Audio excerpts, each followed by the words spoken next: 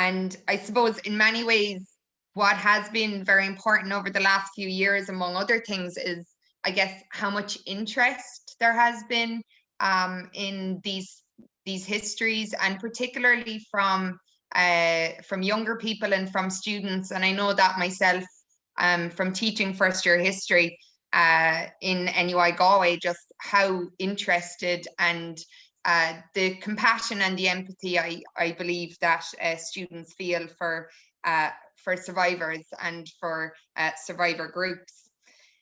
And I suppose a few things to say, as the collaborative forum and other commentators have suggested, and survivor groups, it would be very useful if this history actually just became part of our national history, so that the history of institutions and the views and histories of people who were exposed to these institutions would be part of our national history. So be it secondary school or third level. So I think that's really important. And I'm here speaking as a historian. I am not a survivor. I'm not speaking on behalf of survivors. I completely understand survivors are not a homogenous group, and survivors are the first point with any of this. They should be consulted first. And I think what has occurred the last few weeks in regards to the testimonies show that the public feel that as well, very much, I think. So that is it for now. Before I go into the meat of the talk, these are some of the issues that I'd like to address throughout. I'd like to consider sources. I remember when I was actually in a history society a long time ago, and we had Professor Jolie give a talk, and he said he wanted to give the talk on sources. And I think initially we were a bit disappointed, but the longer I work in this field, the more important I see that what you choose to look at and the historical approach and perspective you take is so important. And I think we've seen that in regards to this history, that certain sources have been privileged opposed to others. So in particular, the testimonies to the confidential committee, which I'd encourage everyone to look at, are not reflected throughout the Commission's report. So I think that's something that we do need to reflect on. Another really important part of this is around language and the language we use as a society. And again, the collaborative forum very much talked about this, and the term survivor, as opposed to the term resident or victim, it's obviously up to an individual which they identify with, but we have to, as a society, be cognizant of this. And I think we have a lot of work to do when it comes to language and terminology. And I'm going to refer to the executive summary of the Commission's report. And I think there are places there where language is an issue. So for most of this, I'm going to talk, as Grace and the committee had asked, about, what are we talking about? What were Ireland's mother and baby homes?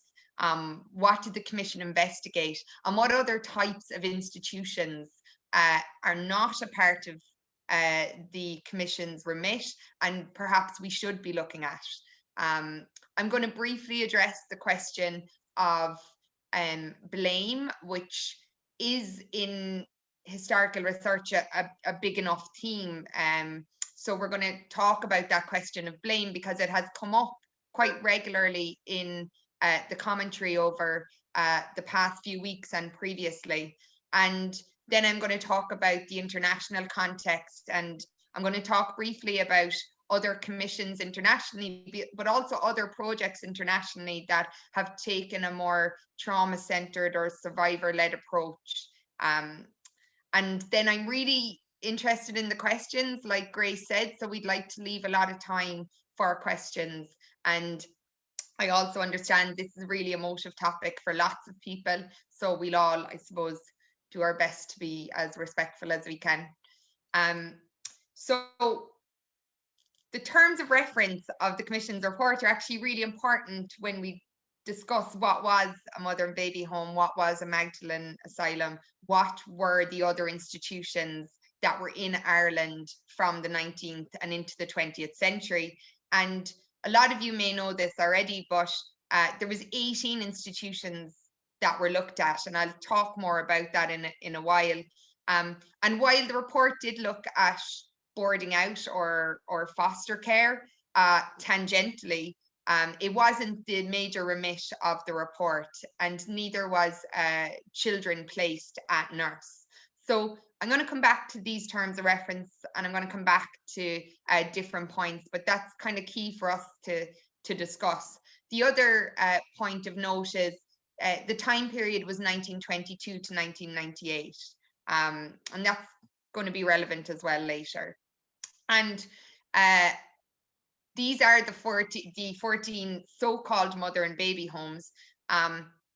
I say that because I think that the argument has been well made by individual survivors and groups that the term home did not apply to them. They did not feel that certain institutions were what they would describe as a home. And also in some situations, even the language of the time, the Tuam mother and baby home was often and more often known as the children's home. When we're doing the research, we usually use the term institution, and that's what I'll use for most of this talk. So we have these 14 mother and baby homes or institutions, and then a sample of 4 county homes. Now, county homes piece is actually quite important. The county homes were the old workhouses of the 19th century, and even though the poor law was to be abolished in the 1920s in the Irish Free State, these institutions remained on, and they were in the 19th century and continued to be a place where unmarried mothers often had no other option but to go to. And the Commission's report acknowledges that the conditions in them were some of the most appalling, that the women were forced to work at jobs that were not suitable. And I think that it's very important for us to note that only 4 of the county homes are part of the report. So there's a lot of people that did not come under that remit.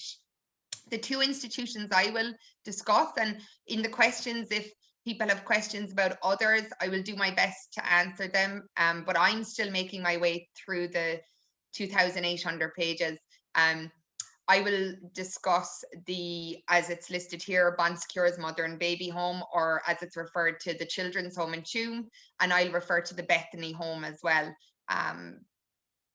So when it came to the numbers, and a lot of you may be aware of this, but the report stated there was about 56,000 unmarried mothers and about 57,000 children in the 18. And then it states that there's a further 25,000 in the other county homes. Now, a 2019 report, which the Sunday Business Post, or the Business Post as it's on now, Rachel Lavin's article stated there were 86,000 in the other 28 county homes. So I think this question about numbers and figures is something we might come back to in the questions. And I think one of the things that's interesting, when it came to the ages of the women who were in the homes, 12 to 40 years of age was the age bracket, but 11.4% were under the age of 18 years. And when I come back to the confidential committee, that's really important, because there's a number of testimonies that are referring to abuse, to rape, to sexual abuse, to incest, and it doesn't appear that there was any follow-up from the Gardaí or the institutions of these cases, and I think that's a very important thing to reflect on.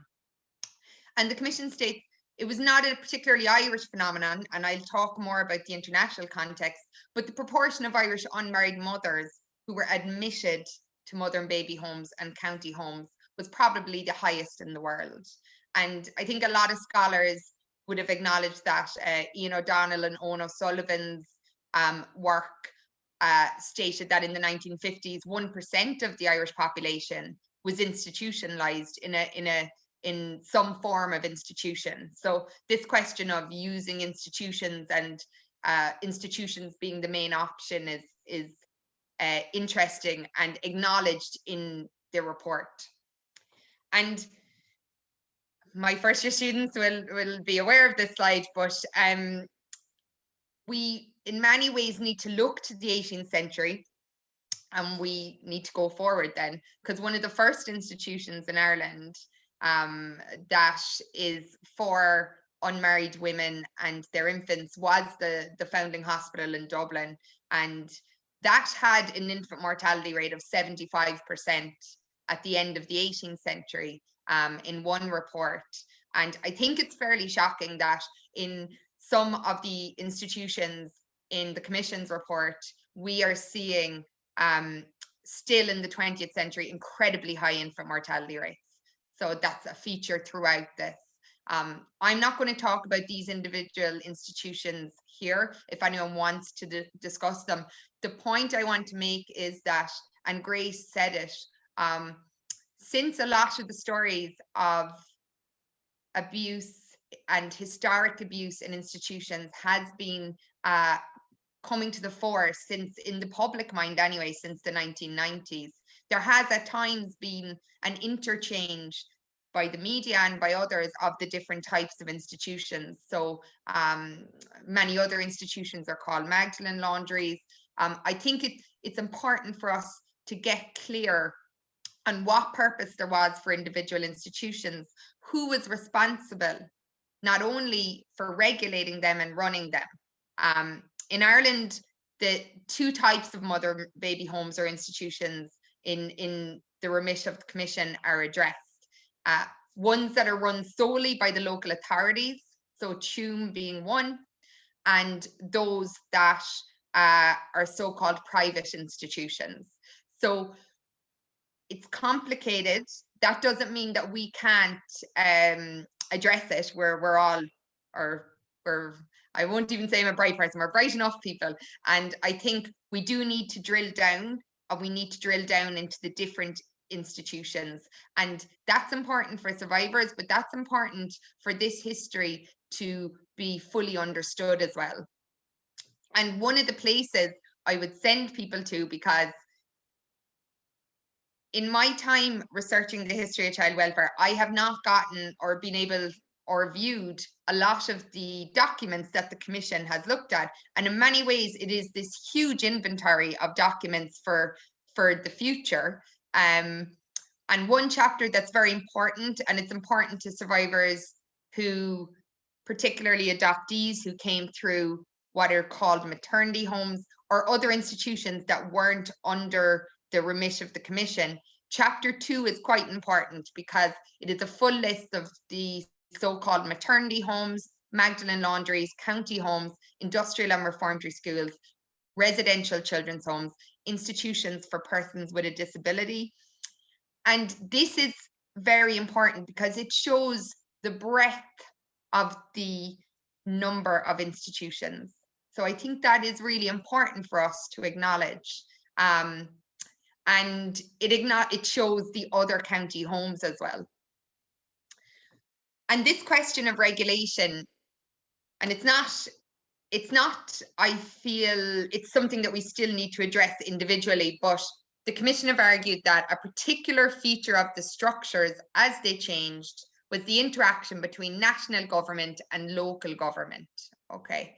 From reading the report and looking at the few archival sources I've seen in regards to Tuam, it seems very much, oh, who is responsible here? And yet we have legislation, so we do actually know who's responsible.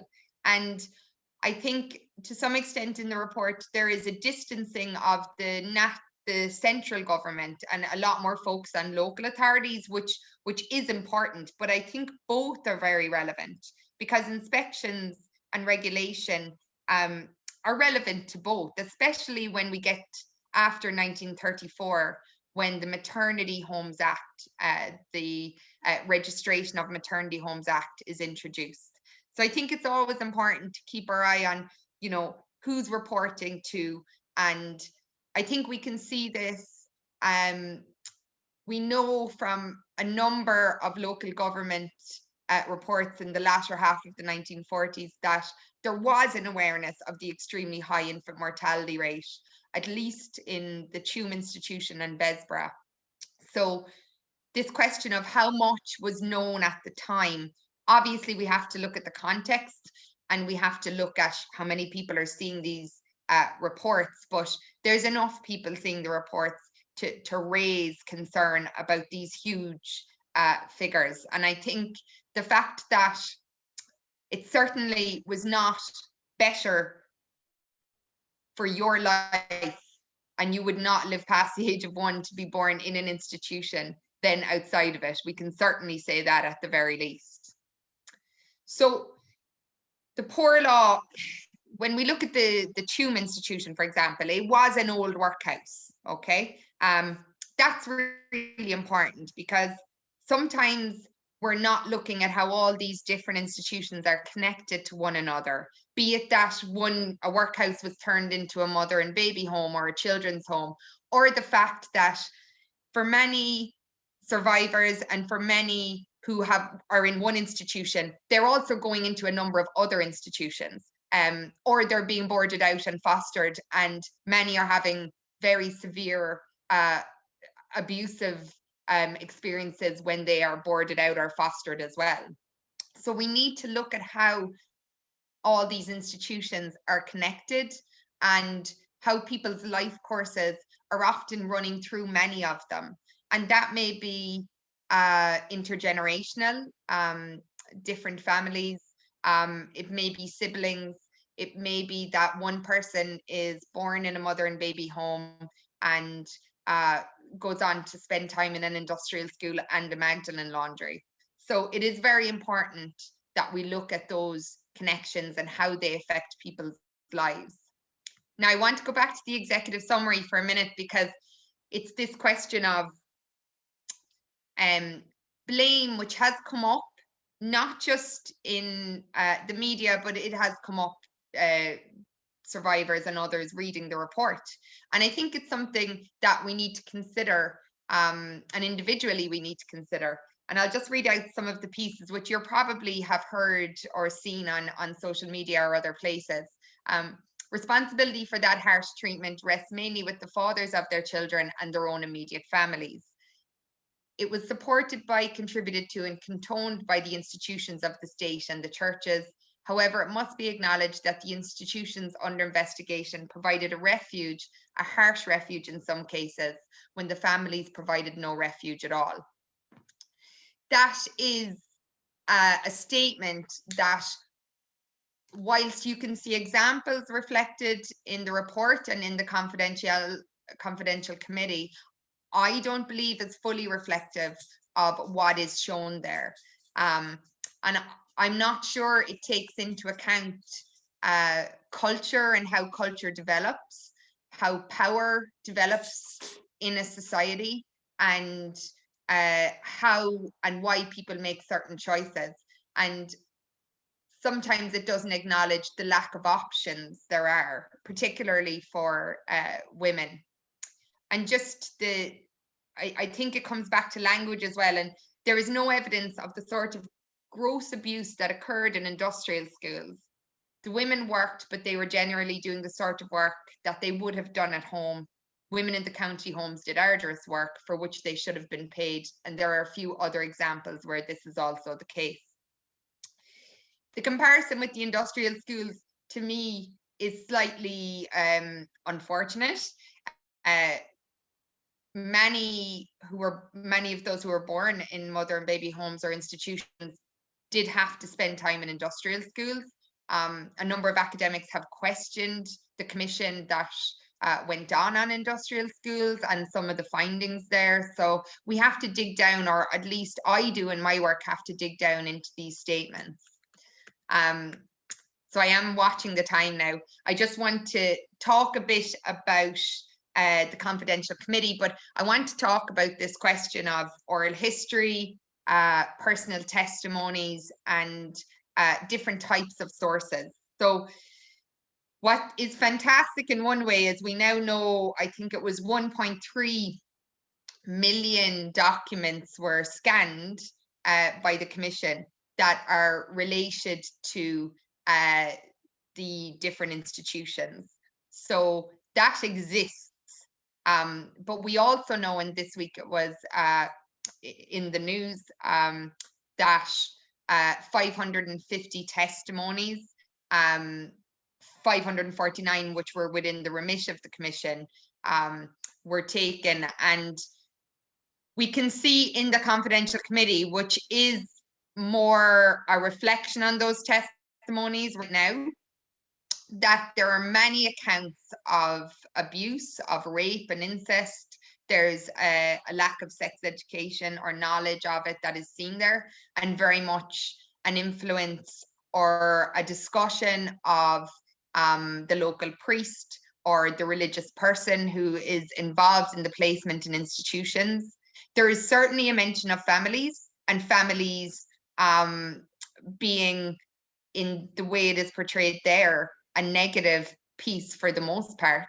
And there is very much a sense of at least to me, a patriarchal system, a class-based system, one where there's a lot of intergenerational abuse, and one where there is a lot of stigma still viewed, and a sense of shame the way it's been portrayed there.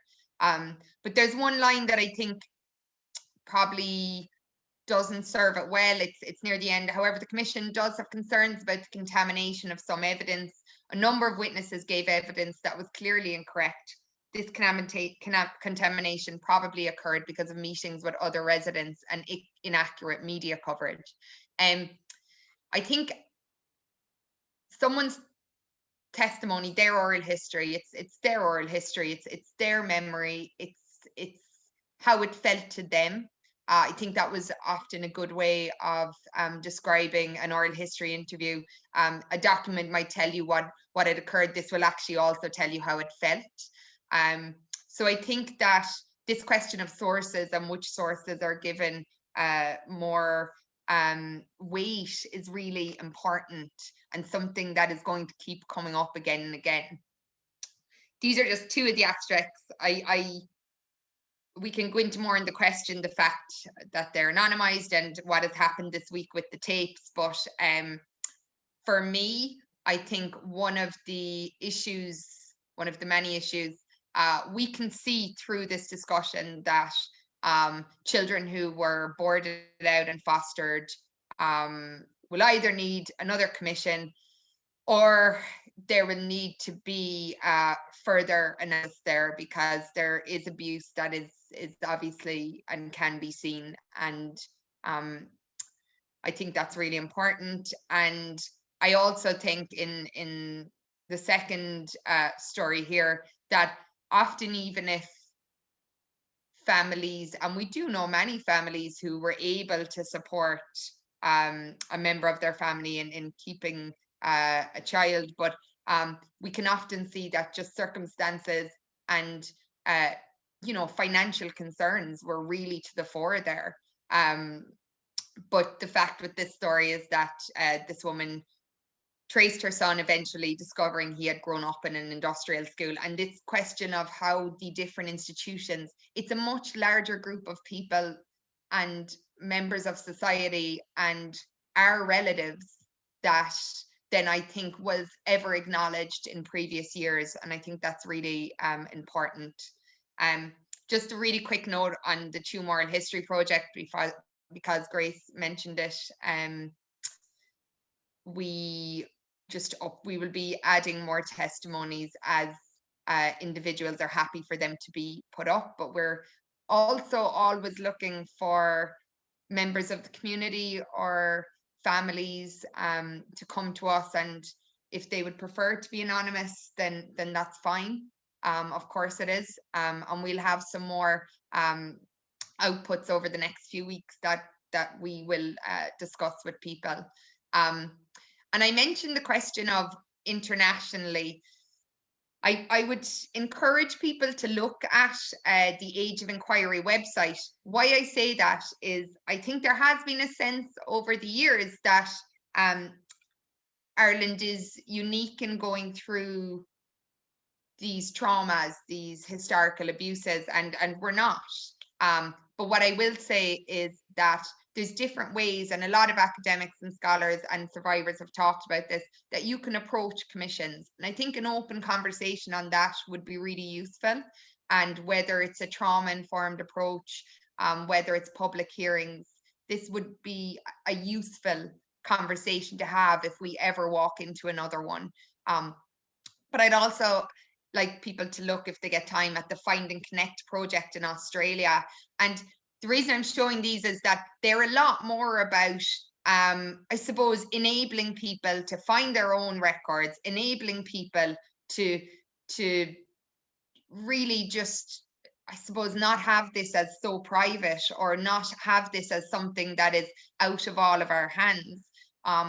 You know, I think most families in Ireland will have someone who was engaged, maybe not in an institution, but in some way involved. And, you know, I think that luckily there is more openness now to discuss this, and we should probably embrace that as opposed to shutting it down. I am very conscious that I'd like to have as much time as we can for questions. So I suppose I just wanted to put this out there. The task of any commission of investigation is to investigate the matters set out in the terms of reference. It must carry out its work in accordance with the 2004 Act and its term of reference. It must look at all the available evidence and reach conclusions based on that evidence. It must be objective, rigorous, and thorough. The conclusions it reaches may not always accord with the prevailing narrative.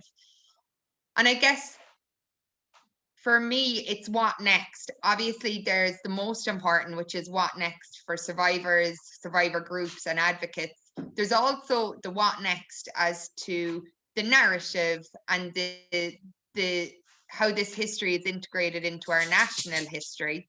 And I think that's really important, that we should be able to debate, challenge, if that needs to be the case, use the same sources, use them differently, and we will possibly come up with different conclusions. And I think that's really important for everyone involved, and is probably a healthier way to deal with this, as opposed to the question that this is the one narrative and we're finished now. So thank you all for listening. I'm sure everyone is zoomed out of, be it school or whatever you're doing, but I'm, you know, really happy to take questions now. So I'll pass you back to Grace.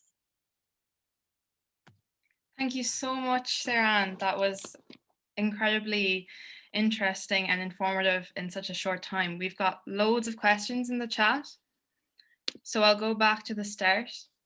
And just for everyone who wasn't here at the beginning, if you do have a question, if you wouldn't mind popping it into the chat and remaining muted as well. So the first question that we have here is from Eugene. He said, the Children's Rights Alliance report that the infant mortality rate is 3.6 times higher in the traveling community than for the general population. And he asked if there's a correlation to be drawn for this. Well, I think that what there definitely is, and I will certainly say, in my own work in the past, when I did work on the NSPCC, because something wasn't in the official documents that I have, I certainly had a black spot, and I did miss particularly the interaction that travellers had with the industrial school system. Now, there has been some oral histories that have been going on in this regard, and what we're seeing is that it really is the tip of the iceberg sometimes. So I would say that for those who are working on the history of the travelling community, including advocates, that the institutions are going to come up more and more. And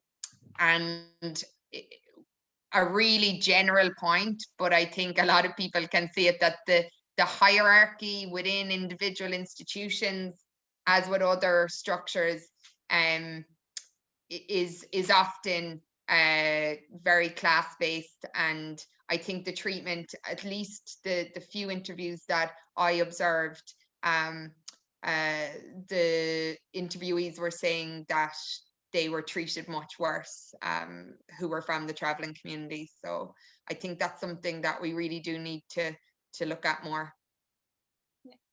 Next we have from Mokila. She says, do you believe there was a savior complex attached to the institutions? I think that, I suppose generally in my work, what I found is that there are social problems, there's poverty, and there's a lack of a welfare system, or it's a welfare system that there's no welfare payments for unmarried mothers until the 1970s. Other single mothers, such as widows, there was very menial payments. But from what I've seen, the approach was very much, the institution was key until, as late as the 1970s. So even in the 19th century, the outdoor payments for the workhouses is rarely chosen. What's chosen is the indoor option of bringing people in.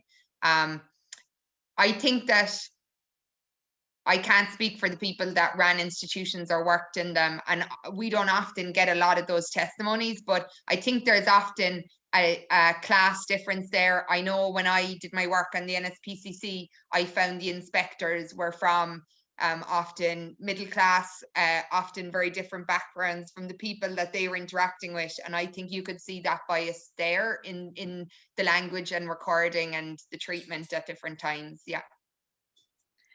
We have one here from Rose, who says, it was recently reported that copies of the survivors' recorded testimonies have been restored, but the Commission thinks that they should be destroyed. Why can't these recordings be returned to the survivors? What's your opinion? I think it was good to hear yesterday the announcement that they have the backup tapes. And I would think that, I think the statement said that 80 people had asked to be anonymous, but the other, I shouldn't do math on a Zoom call, minus 80 from 550, had not asked that. So I would really hope that they will get access to them now, the full transcript and the tapes. But I think a lot of work has been done there by survivors and advocates, asking for that, and politicians who've been questioning it. Another one here, regarding women who were raped and sexually assaulted, was there any extra care given to those, or how were they treated in the homes? I think it depends on which institution, whether there's a gendered, but you can see even in the recent report that the language and some of the commentary when women were giving birth was in no way caring. It was very much very cruel and very much a blame aspect to it. Yet we can see that some women didn't, one account in the confidential committee, someone who had spent their early years in an industrial school, they had not seen a pregnant woman. They were not told how that occurred. So there's really that aspect to it as well, which I suppose we do know that there's a real lack. There's no sex education, but the amount of abuse that was recorded in the confidential committee, I think, is really, really something that should be looked at. We have one here that says, what do you yourself hope to achieve as a historian with your research regarding these institutions? I suppose the piece would just that it gets taught in schools and universities, and that with the support of survivors or cognizant of survivors, that research that's useful to this can be done. So that's kind of it for me. I started initially I've looked a lot at court records. So I've looked a lot in the past at cases of sexual abuse and domestic violence and incest, and the court records really is probably, like, as with today, a very small percentage. So you get these cases and you can it's this question of the dark figure of crime. And I think it's similar here, that, we might have a small number of testimonies sometimes, but what they tell us is really important.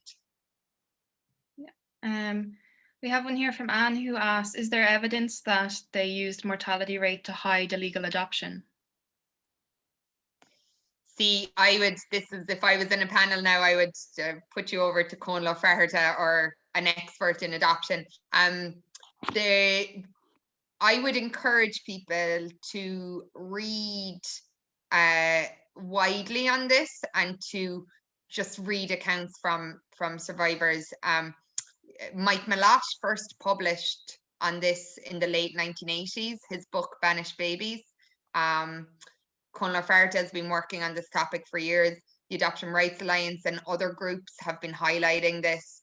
So I haven't actually researched adoption myself, so that's the only. I certainly was surprised by what the Commission said, because I think there is evidence from this previous research.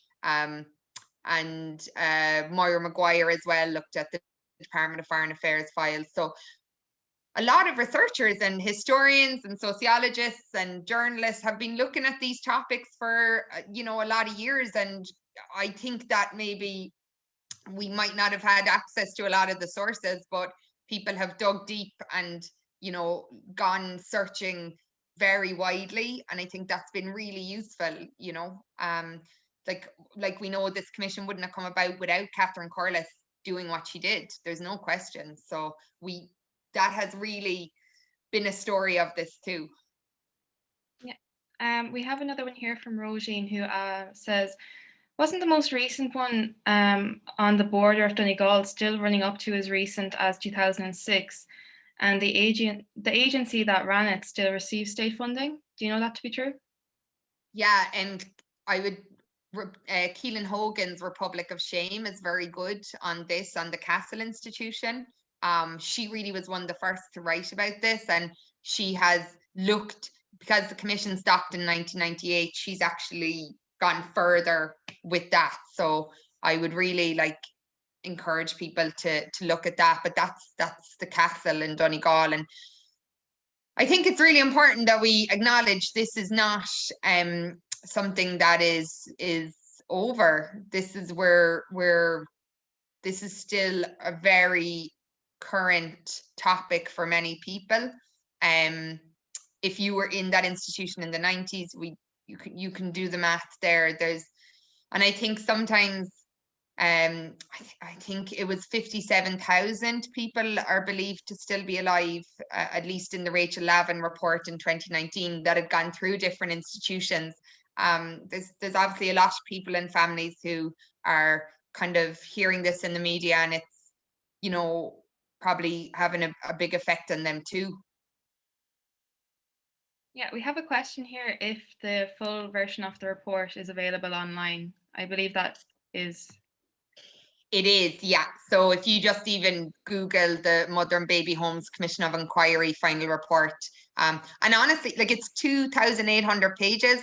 I will say, for this History Society here, the chapter on the archives, there's a huge amount of research that has been done. It also is a list of a lot of the archives and a discussion of the different archives. So, there was a lot of historians involved in this. So I think that, it is really worth even, picking one chapter or one institution and just looking through that.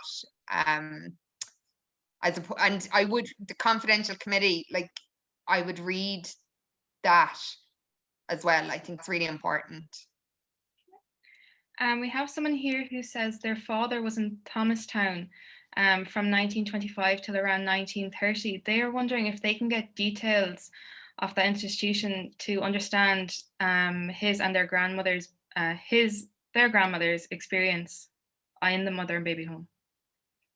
Yes. So I'm just going to go towards Thomastown. Like, I would check the report first as to what sources the commission were able to look at, and then that archive should be going and is going to the Department of Children and Youth Affairs.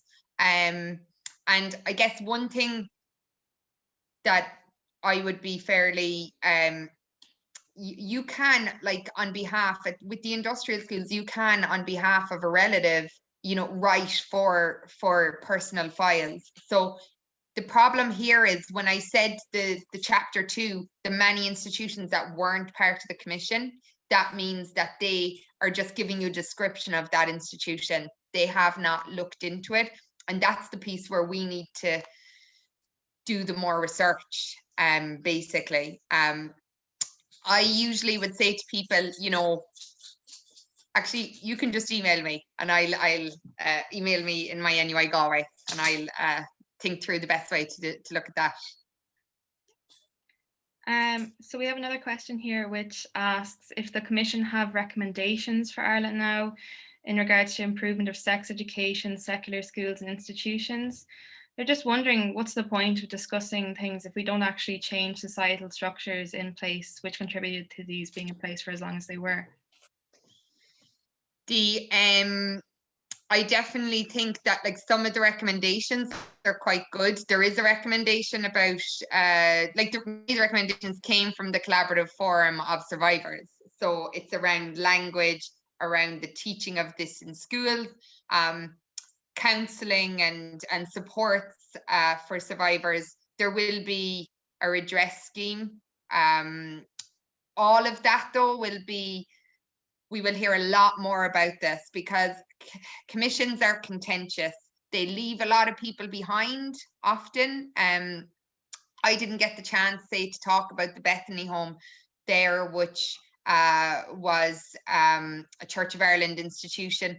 But, for example, a survivor like Derek Leinster would have initially gone to the commission to inquire into child abuse, or the Ryan Commission, which was 20 years ago, to try to be included in that. So a lot of what's happening is that, we're having these different commissions, but they just look at specific institutions or aspects. And I guess in Scotland, they've done a more open, they have almost an ongoing commission which looks at everything, fostering the different institutions, while Australia have done some public hearings. They've also done, like, the Find and Connect project, that gentleman that mentioned Thomastown, their job is to help you find out that information. So it's like genealogy, access to records. So there are ways that we can be more proactive and supportive here. But I think that, like, in regards to the report right now, there was definitely a lot of missteps, and I think the criticisms, which are fairly overwhelming, of the executive summary, of the not integrating the testimonies, like, there's a lot there, really. There's a lot there. Yeah. We have someone here asking if you think survivors of institutions should be given an additional pension, like in the case of victims of injustice in some European countries who survived concentration camps or other war crimes.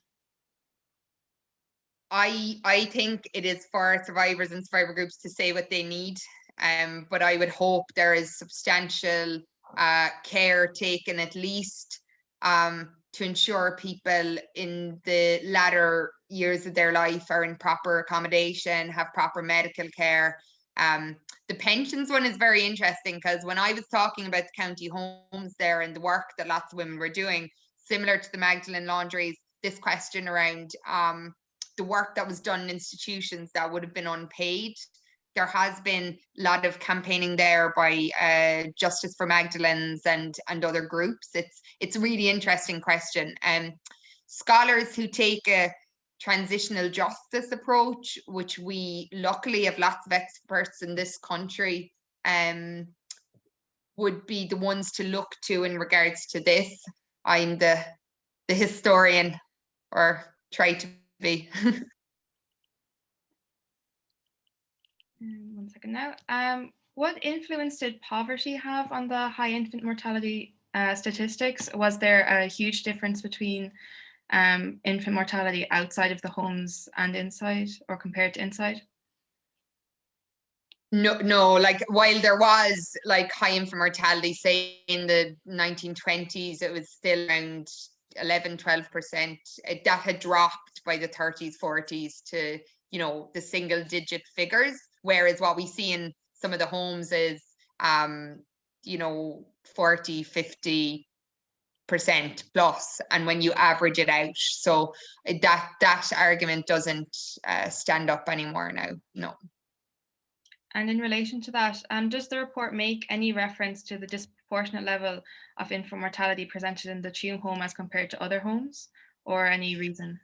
It does state that Tuam, like the report, it has all the statistics there, and I would say, like, pick a chapter and go into it. So the chapter in Tuam and the statistical chapter, similarly the chapter in Besburn. Now, I'm not saying that scholars agree with everything, or this is not, it's certainly a discourse, but I would look at that because I also have a dog here who's trying to get on the Zoom, but Jimmy, go to bed. But I would say that the Tuam chapter is detailed, definitely. And there's a statistical piece to it. But they do acknowledge that Tuam, Kilrush, and the county homes, the conditions were appalling. They actually state that Tuam, the conditions were even in the 1940s, not dissimilar to the workhouse in the 19th century. And I'm talking there about sanitation, about, you know, what are basic, you know, human rights and needs at the time. Yeah, we have a question here from Kieran, who says, the survivors seem to be incredibly disappointed by the manner in which the report was leaked, the language used in the report, and even that their testimonies did not seem to be recorded accurately. Would you share the belief of many of them that the state and religious institutions are reluctant to provide justice and the truth to them? He says it seems as though they are seen as an inconvenience even in 2021. I think that, like, the leaking was, I just think that was horrific. I just think that, you know, an email had gone out to survivors on the Friday, that they would be the first to see the report. And then on the Sunday, that article was in The Independent. And I'm not talking about, it was an editorial decision by the Independent, but I'm talking about the leak. I think that was, you know, just disrespectful. The testimonies, I think it's really good that we have the backup files now, and that individual survivors will be able to decide. 80 people have obviously decided they want to be anonymized, but others will be able to get their full recording and testimony. That is what we hope will happen now. In regards to the state, like, I think that when I look at other countries and how commissions have operated, that we certainly could have had a more survivor-centered approach, more trauma-informed. I think we've lots of examples now internationally, and I think that we need to take from them when it comes to, and look, I don't know, will there ever be another commission, or should there? I know there's lots of issues that should still be looked at, be it foster care, many other things, the other institutions, and I think there needs to be redress for all of those. But when it comes to questions around, I think sometimes there's a sense that this is other people when it's all of us, or at least it is to me, that and that's not appropriating, it's just saying, I think that there's a sense that it's just somewhere else, and it's not. It's how we all live in society today, I guess. Yeah, just leading on from that, Tara asks, is there any way of demanding institutions to provide records of testimonies? I believe there. So the testimonies now, well, the statement yesterday is that the backup testimonies will be sent to to the Minister's, the Department of Children and Youth Affairs. So that was the statement yesterday. So that will be the 550. I think that if more people want to tell their own personal story, like they don't need to come to us or go to universities. They can just tell their own story at any point, and they should be listened to. And I think that it would be great to give a lot of assistance to people, I guess, finding out their own family history or their own individual history. And that is access to their own personal files and anything to do with them. But it's also the context in which things occurred. And, you know, when any of us do a family history, or there's bits of it that, you know, we need kind of some assistance with. And I think we need to do that, need to help in any way we can. Yeah, we have another question here from NASA who says, from your experience, what do you believe is the best way that we as young people can help support survivors in gaining justice? I think that, and again, this isn't me speaking on behalf of survivors, just what it was said by a few survivors to us in regards to the Tune project was they just wanted to make sure that ye knew about their history and this history. And I think that's one really important thing, to just know and to maybe not fall into, oh, that's the way it was then. You know, it's still really important that we keep interrogating this. Like, that's why I say interrogate, because I suppose when I started doing my research, say 20 years ago into child welfare, like you know, there was less stories out there. There was less people who were comfortable speaking because there wasn't an acceptance. And I think there's more support now. So that will mean that people will be more likely to speak, which may help them, or it may not. They may not want to speak either. That's it, really. Yeah. But I think young people are, as is often the case, will show up, all of us in the future, and how much you will show interest and empathy and respect, I guess. Yeah. I'd just like to add to that, NASA herself is organising a webinar about, with a panel of survivors and researchers on the topic. So keep an eye on our social medias as well to see, because we are trying to help her out with that. And brilliant. It's about brilliant, NASA. Yeah, brilliant. If you're interested in this talk, it'll be another interesting one. I guess I'll just say that the podcast that we have is the story, in their own words, of three of the survivors from the Cumann Institution, Christine, Peter, and Teresa, and it's worth a listen if you haven't listened to it. And also the Abbey Theatre are going to have their production soon, and we're very delighted that we're going to have a production. Dr. Miriam Houghton and the drama students are going to have a production in the coming months. So I think just people getting involved in a supportive and respectful way is great. Kathleen asks if RTE has ever been questioned on their lack of reporting on any of the institutions from the 1960s to the current situation. I don't actually know. That would definitely be worth, like, one thing that I was surprised, and I think people are surprised at how censorship operated in Ireland, particularly obviously any mention of sex, of the horrific term illegitimacy. I think that we need to factor in some of these things as well. Because, and I would say it would be a good question to RTE. There was a RIARC, there's a few clips that I've seen in the archive where they went into industrial schools anyway, in the 70s.